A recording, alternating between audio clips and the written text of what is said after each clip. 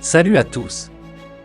Abonne-toi et mate la suite de actualité sur ta chaîne car porteur d'un message du président du Conseil militaire de transition, général Mahama Idriss Déby, le ministre de la Communication, porte-parole du gouvernement, Abderrahmane Koulamala, a été reçu en audience par le président de transition du Mali, le colonel Assimi Goïta, ce 20 mai 2022, informe le ministère de la Communication. Au sortir de l'audience, le ministre de la Communication du Tchad a affirmé que l'objectif de sa mission est de raffermir les relations entre le Tchad et le Mali.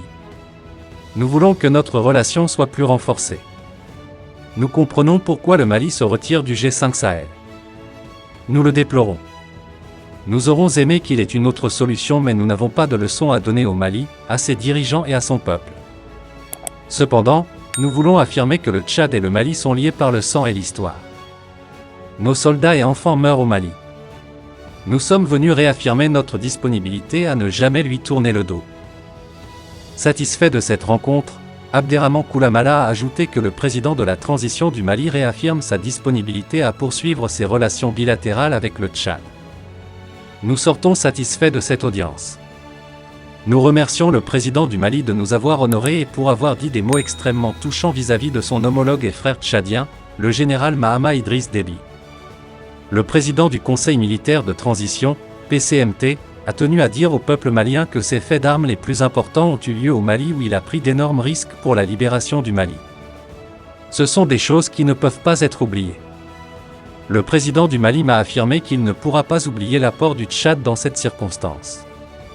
Le Tchad est l'un des rares pays à donner ses fils pour la défense, ce pays frère, a-t-il poursuivi. S'agissant du retour du Mali dans le G5 Sahel, l'émissaire du gouvernement tchadien dit ne pas perdre espoir. Nous disons que nous ne perdons pas espoir pour que le Mali puisse retrouver tous ses droits au sein du G5 Sahel. La principale difficulté réside au niveau sous-régional. Nous espérons que tous ces obstacles seront levés. Le Mali vit sous un embargo.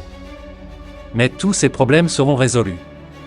Et quand tous ces problèmes seront résolus dans leur globalité, les questions liées au retour du Mali seront évoquées. Le Mali est libre et souverain.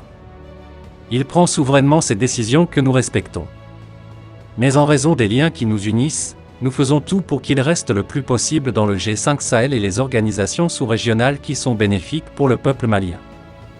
Pour l'instant, le G5 Sahel continuera sa mission mais le Mali y reste un élément clé. Et nous gardons espoir que tout cela sera résolu dans sa globalité. A conclu Abderrahmane Koulamala. Or, les forces armées maliennes ont bloqué un contingent de la MINUSMA à Djenné évoquant des opérations militaires en cours dans la zone. Les choses se compliquent pour la mission onusienne depuis le départ de la force française Barkhane au Mali. La mission multidimensionnelle intégrée des Nations Unies pour la stabilisation au Mali n'est plus libre d'aller où elle veut dans le cadre de ses patrouilles au Mali. Dimanche 15 mai, elle a été stoppée par l'armée malienne à Djenné dans la région de Mopti, à 574 km de la capitale Bamako. La MINUSMA voulait se déployer dans cette zone pour sécuriser le marché hebdomadaire. Mais l'état-major général des armées du Mali a interdit à la force onusienne de s'y rendre. Cette décision qualifiée de « souveraine » par les autorités maliennes est déplorée par la mission onusienne. La ville de Djenné est sous les feux des projecteurs depuis les événements de Moura à la fin du mois de mars. L'armée malienne y avait mené des opérations antiterroristes, affirmant avoir tué plus de 203 combattants djihadistes dans la région. Mais, l'ONG Human Rights Watch, HRW, avait soutenu le contraire, parlant dans son rapport de « pire épisode d'atrocités commises contre des civils en 10 ans au Mali ».